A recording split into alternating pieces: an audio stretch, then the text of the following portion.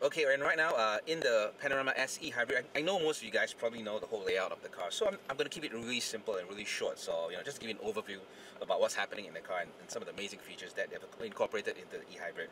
Steering wheel, once again, you've got your usual functionalities. You've got your Bluetooth controls to pair your handphone. And the good thing about it is, one thing I really love about the Porsche cars is that, they actually give you, the pedal shifters, which you can actually control either by your thumbs or below. So you have a, plus and minus either way, and also you can actually do manual via the gear stick, which you can actually shift into a manual mode. And going with the E-Hybrid theme, as you can see, the whole display, really beautiful colors. My favorite, especially the acid green dials, just highlighting the whole E-Hybrid concept in the car. You've got your whole the charge efficiency, and if you're running on battery, just give you an idea about how much of power you have left on your battery. So at any time it drops below a certain level, you can actually do an e-charge via the button which is available here on the whole control panel, which allows you to e-charge the car on the go. And in terms of information, once again, besides that really beautiful screen, you also have an option of looking at all your other functionalities on one of the dials, which is available on the dashboard. So you can actually scroll through your energy flow, the distance traveled so far, and also one thing that I really love as well is the fact that you have your navigation map here. So instead of you actually looking at the screen, you can keep your eyes on the road and have a look at the navigation map. So everything via, instead of you looking on the screen, you have everything on your eyes on the road, and everything in this really ergonomically designed dashboard right in front of you right here. And I had people mentioning about, the scary thing about when they set it in the Panorama is that, when they look at the whole middle console, there's a whole slew of buttons. But actually, folks, it's really pretty simple. I mean, it's nothing really technical. It gives you your really basic information.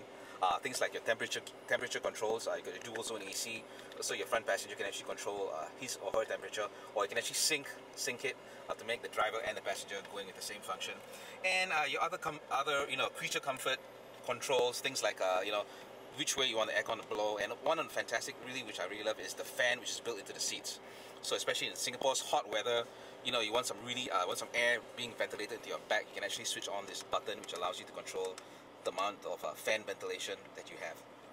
And of course, we have the sports control modes on the car. You have your sports and sports plus, which you can actually depress here. So what it does is actually gives you a lot harder suspension, brings the car lower as well, and you got also your ability to actually switch traction control on or off.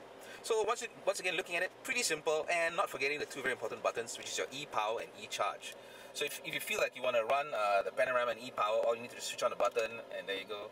You'll be running an e-power. And if you feel that the energy is dropping and you want it to get recharged, just press on the e-charge button, and the combustion engine actually recharges your battery, and it'll actually let you know that your power has been fully charged, so you can actually switch it off and go back to normal driving. But the beautiful part about the E-Hybrid is that, once again, it switches instantaneously between battery and combustion engine so smoothly that you don't even notice the change. Sometimes, even for me when I'm driving, I don't even know that I'm actually on e-power. It's that amazing. It's that subtle, that the changes going between combustion engine and electric is so subtle that you don't even notice it sometimes. The fact that the Panamera has a really long wheelbase affords great luxury space for the passengers in the rear. As you can see, even though I have the front seat really pushed much to the back, in the rear as a passenger I have lots of legroom and a generous amount of headroom. So passengers in the back, especially the two in the rear, are going to be really comfy. All comfy in the back as well.